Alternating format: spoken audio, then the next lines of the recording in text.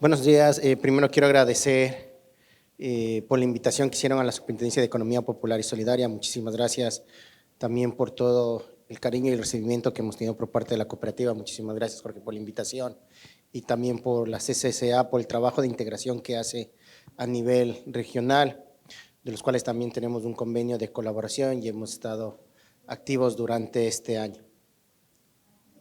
El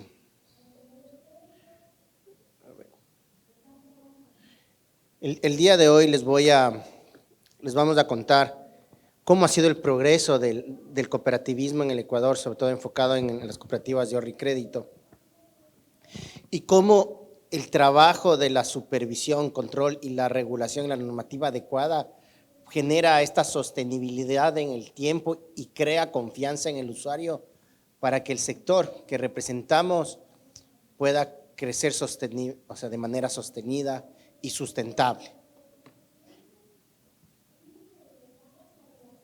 Entonces, primero vamos con un poco de los resultados para que conozcan qué es el cooperativismo en Ecuador. Entonces, primero, en comparación a la economía, digámoslo así, las cooperativas de ahorro y crédito representan el 21.4% del PIB y en los últimos 5 años ha sido un crecimiento de 8.6 puntos porcentuales. En depósitos tenemos un crecimiento, representa el 17% del PIB y en la cartera representa el 16% del PIB. Y de todo el sistema financiero, el cooperativismo representa más del 33% de todo, en el Ecuador. Entonces, como pueden ver, tiene un rol importante para la economía del país. En millones de dólares, digamos así, los activos en estos últimos años ha crecido el 82%, los pasivos en 92% y el patrimonio en 58%.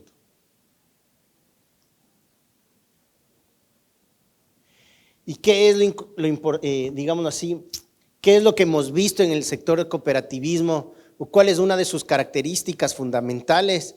Y es la resiliencia que tiene el sector ante las crisis económicas durante el tiempo que ha vivido el Ecuador.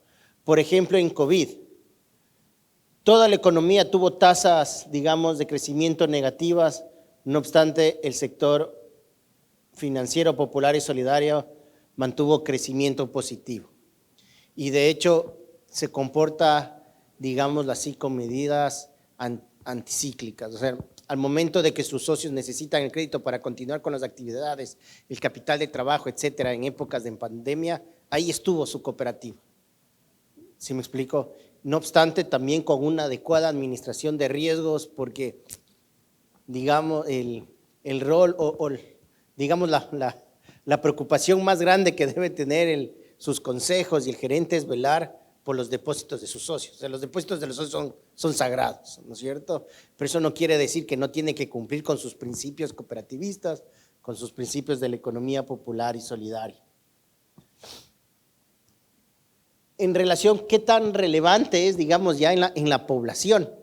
Y el 56.7% de las personas adultas en el Ecuador participan con una cooperativa de ahorro y crédito.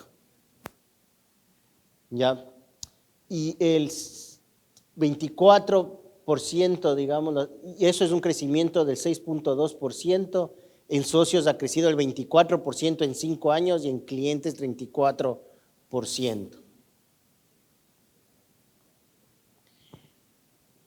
El crecimiento de los depósitos tenemos, como les decía, el 94%, de número de cuentas del 66%, y esto es importante porque, no sé si es que, yo le acabo de apagar ya. Esto es importante porque las cooperativas están donde la banca tradicional no está, ¿no es cierto? Entonces tienes un rol importantísimo para generar inclusión financiera en tu país, ¿ya? Entonces, cuando estamos hablando que han crecido 66% nuevas cuentas, quiere decir que estos 7 millones de personas accedieron por primera vez al sistema financiero. ¿Qué te genera eso? Que tengas oportunidad para un crédito. ¿Qué te genera eso?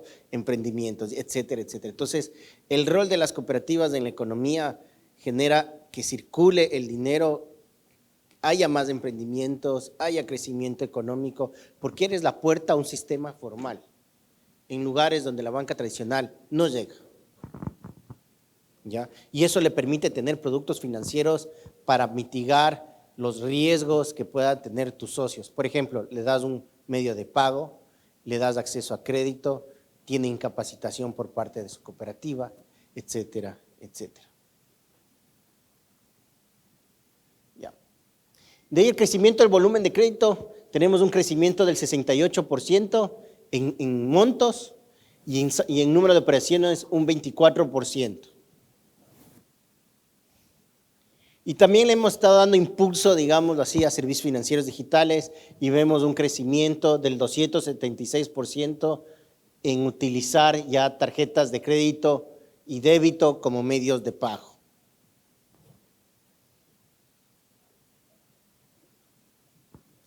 Hablemos como este rol de educación financiera.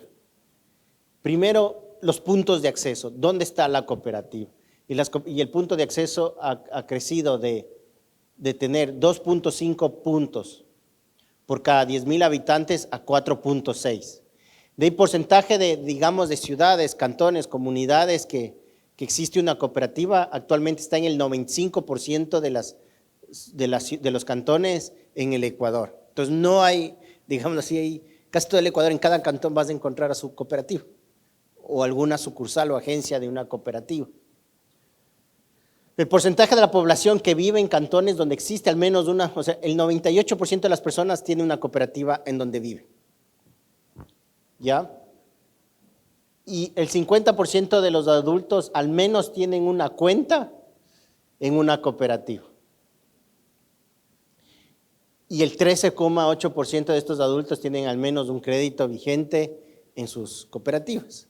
Entonces, lo que quiero resaltar, miren estos números del 98%, el 95%, quiere decir que en donde tú estás y necesitas ese crédito, necesitas ese medio de pago o una opción para ahorrar seguro, ¿qué está cerca de tu casa? La cooperativa. ¿Sí me explico? Y es por eso este rol fundamental que juegan para los procesos de inclusión financiera y económica de la población. Ahora veamos el cooperativismo. A ver, hay un principio de la economía popular y solidaria que se llama equidad de género. Y el cooperativismo puede impulsar esto brindando acceso a, por ejemplo, ahorros. Y vemos que hay una disminución de las brechas y de hecho actualmente vemos de que hay más productos de ahorros a mujeres que de hombres. O sea, la distribución. Vemos de que nuestras cooperativas se fondean más con mujeres que con hombres. Y los saldos promedios incluso crecen de $963 a $1,051. Esto quiere decir de que tienen ese refugio y al momento, yo sé que aquí la compañera nos va a explicar mejor, ¿no es cierto?, el tema de género, pero al momento que le das un proceso, algo donde guardar de manera segura, esto se genera también empoderamiento económico que genera reducción de las violencias de género y por ende como incrementa también la participación de las mujeres como depositantes también en su derecho de la participación democrática, ¿no es cierto?, en la administración de su cooperativa. También tenemos un crecimiento en el aumento de los créditos.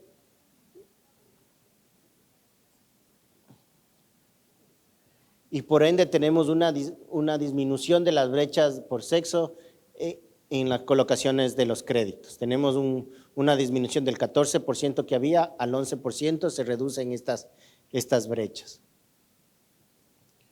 Como les decía, hay mayor presencia a nivel nacional, tenemos un crecimiento del 100% en puntos de atención, entonces tenemos crecimiento sobre todo en agencias, sucursales, etcétera, en cajeros automáticos. Y como les decía, estamos impulsando la transformación digital y ya vemos un crecimiento también de las transacciones digitales, sobre todo, digamos así, hay un aumento a través de la aplicación de los celulares. Y sobre todo uno de nuestros pilares, lo que hemos hecho es la transparencia. Y a través de nuestra página web de la superintendencia, lo que ustedes pueden ver es, digámoslo así, pueden ver, tenemos los balances de todas las cooperativas que nosotros registramos, indicadores de inclusión, cómo es la distribución de los consejos, tenemos 63 indicadores de inclusión financiera por cada una de las cooperativas, podemos ver cómo están los cumplimientos de sus principios, cada una de ellas, y esto que ha permitido, o sea, ¿qué es lo que ha permitido esto? Es que es el primer portal de indicadores de la economía popular y solidaria, y esto ha generado que la política pública del gobierno ya tenga cómo evaluar, cómo ser evaluada. Esto ha generado incluso que financistas internacionales vayan y busquen a cooperativas para generar, por ejemplo, bonos temáticos, bonos verdes, etcétera. ¿Por qué? Porque ya tienes la información, porque hay información pública por parte del supervisor. Entonces, esto te da como una garantía de que los datos son lo que son. Y hemos tenido, digámoslo así, 839,000 visitas de estos productos estadísticos por año, 15,000 visitas a este portal DataCeps, que es un laboratorio de datos, que sobre todo, como les digo, ha puesto al sector al mundo.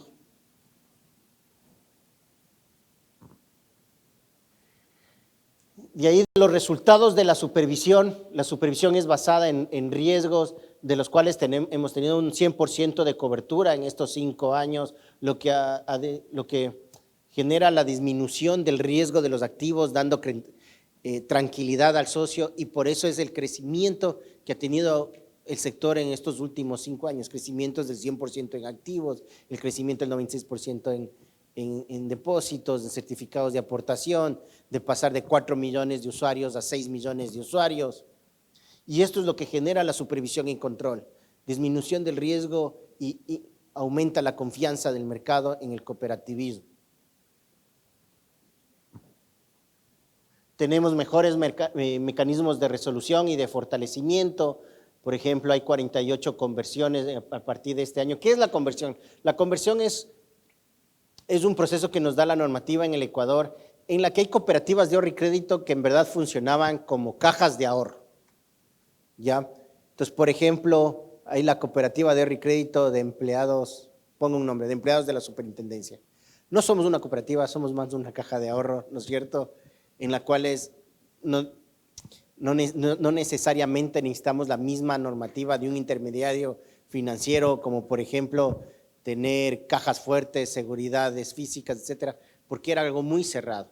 Entonces, a los inicios de hace 10 años, cuando salió la Ley Orgánica de Economía Popular y Solidaria, estas cajas se llamaron o adecuaron sus estatutos como cooperativas de ahorro y crédito, y este proceso de conversión, en cambio, les ha dado que vuelvan a su naturaleza, que es.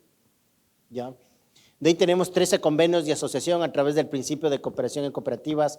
Creamos esta normativa de convenios de asociación, ¿qué es lo que permite? Que las cooperativas fuertes, grandes, robustas, puedan ayudar a estas cooperativas pequeñas, dándoles tecnología, etcétera, compartiendo servicios financieros, y pueden tener una relación de ganar-ganar en estos procesos. Entonces, por ejemplo, las cooperativas pequeñas que no podían dar el servicio de pago de luz, agua, teléfono, compras de tarjeta celular, etcétera, en su comunidad, han firmado estos convenios y sus socios ya pueden tener esos servicios. Y hemos realizado 107 procesos de fusión hasta la fecha. Ahora hablamos del proceso de supervisión. ¿Cómo hacemos el proceso de supervisión? Primero tenemos claro en nuestros objetivos que el sector que nosotros controlamos debe cumplir unos principios. ¿Ya? Entonces tienes los principios. Primero tenemos unos principios globales que son los de la ODS, los Objetivos de Desarrollo Sostenible, que si uno le analiza cada uno de estos objetivos están conectados directamente con los principios cooperativistas, los cuales están conectados con los principios de la economía popular y solidaria, por lo que de acuerdo a toda esta conexión establecimos nuestras estrategias en el 2018. ¿Ya?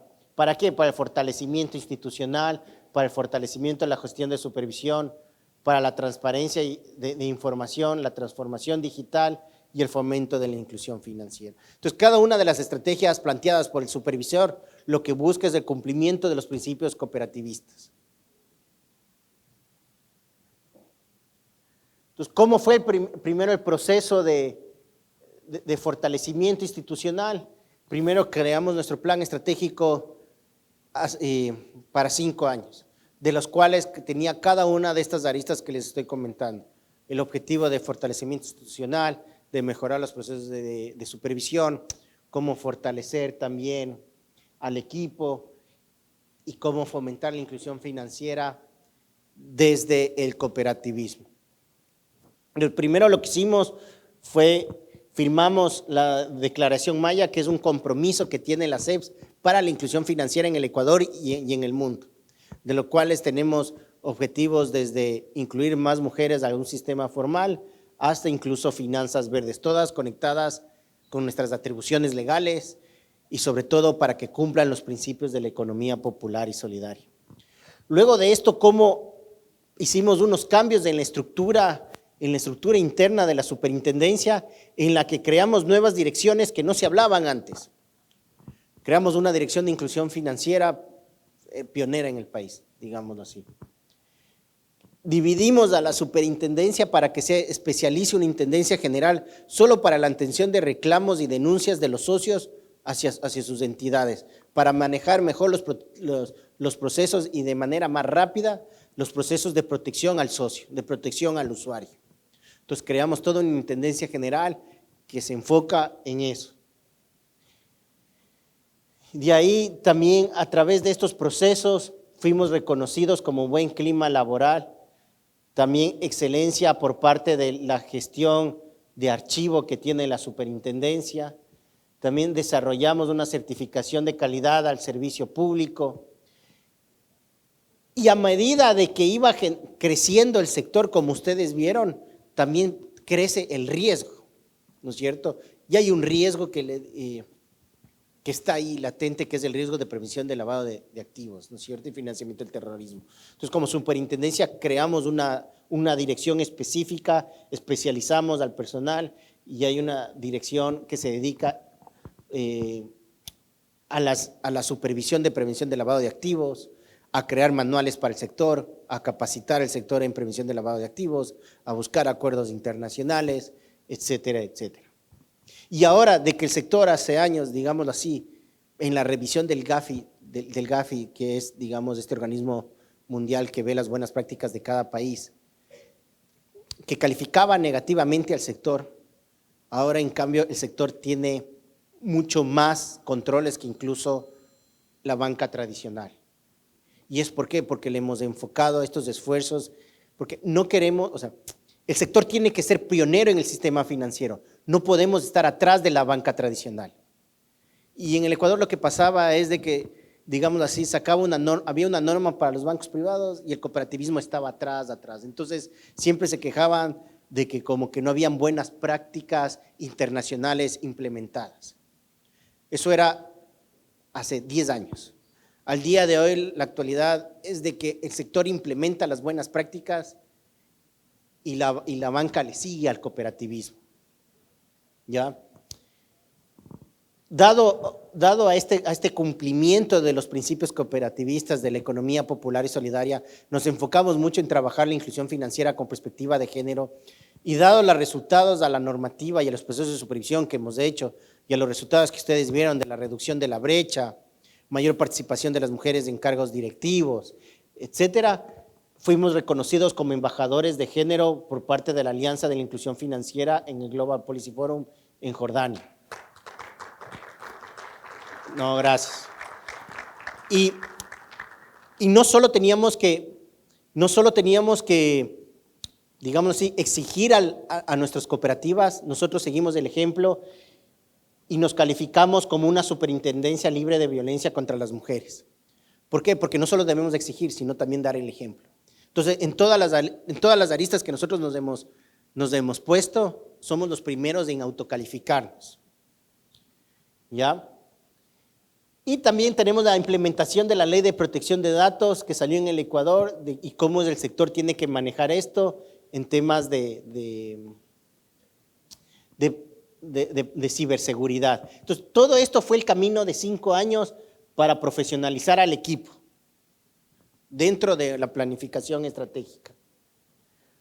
Pero esto no se puede hacer solos, o sea, no podemos hacer de que el equipo sea fuerte técnicamente y alineados con objetivos claros, no se puede hacer solo. Entonces buscamos aliados estratégicos. Entonces buscamos aliados estratégicos como la Alianza de Inclusión Financiera, universidades, la CCCA, la GRB, el BID, el Banco Mundial, la CAF, entre WOCU, ESI, entre otros. Dependiendo de la temática de cada una de nuestra planificación estratégica, buscábamos alianzas estratégicas o quiénes de estas personas internacionales de buenas prácticas que nos puedan ayudar a implementar en el Ecuador. Esto fue, digámoslo así, el proceso que hicimos para el proceso interno de cómo fortalecer el equipo. De ahí nuestra otra eje de gestión o nuestras otras metas que teníamos es la optimización de los procesos de supervisión.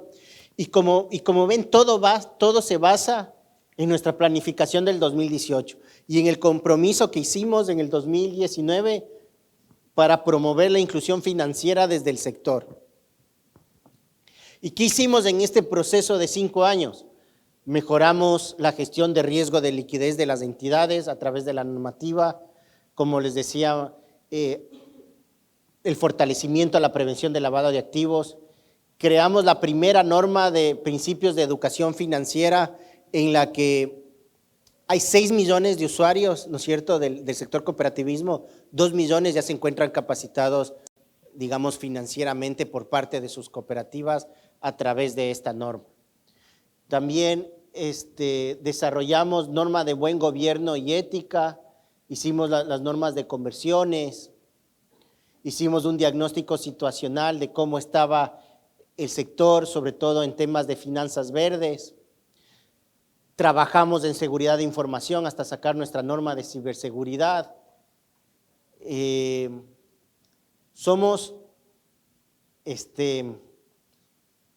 hecho, sacamos la primera norma de riesgos ambientales y sociales que es implementada para su sector cooperativo, que fue igual un trabajo de 4 años. ¿Por qué hicimos esto? ¿Por qué las cooperativas deben ser esto? Porque tienes un principio de riesgo social y ambiental, ¿no es cierto? Porque tienes un principio de responsabilidad social, tienes un principio de trabajar para la comunidad. Entonces, el decir me llamo cooperativa o soy sector cooperativista no es algo, no es algo de solo decirlo, sino de cumplirlo. Y en verdad tienes un trabajo muy fuerte, muy duro, porque los principios cooperativas te llaman a esto, a implementar productos verdes, a velar por la equidad de género, a velar por la educación financiera, a velar. Entonces, el trabajo que tenemos es enorme como cooperativas y como supervisor, porque el supervisor es el que tiene que darte la mano o las reglas de juegos normativas para que puedas ir cumpliendo. Entonces, por eso sacamos y trabajamos en la primera norma de riesgos ambientales y sociales para el sector cooperativo. Reducimos el periodo de entregas de información y sacamos, como les digo, el portal de la SEPS, en la cual cualquier persona de cualquier parte del mundo puede ver indicadores de sostenibilidad, de solvencias, balances, hacer cruces por ellos mismos, etcétera, de las 418 cooperativas que nosotros regulamos. Implementamos la norma de riesgo de conducta de mercado, creamos la guía para la inclusión financiera.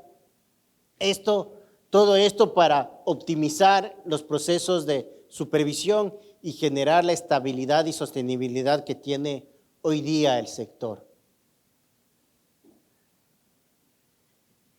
Entonces, ¿cómo es nuestro proceso de supervisión? Entonces, primero,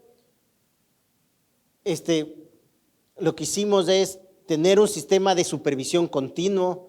¿Para qué? Para que sea preventivo, correctivo o intensivo y sobre todo aplicar el régimen disciplinario y sancionador para poder generar esta estabilidad. Nuestros pilares de la supervisión es el marco normativo, o sea, el supervisor debe tener estos poderes, estos mandatos legales para poder actuar, la articulación de actores, estos stakeholders, para que no, es difícil que el supervisor conozca de todo, o sea, no lo sabemos. Y ahí están los stakeholders internacionales para ayudarnos, ¿ya? Nuestro modelo de supervisión que implementamos metodologías y tecnología para poder tener un adecuado perfil de riesgo de cada una de las entidades que nosotros controlamos y luego, digámoslo así, establecer oportunamente un mecanismo de resolución. ¿Por qué? Porque si es que hay una entidad de alto riesgo crítico que puede afectar sistémicamente o el nombre reputacional del sector, tiene que haber un mecanismo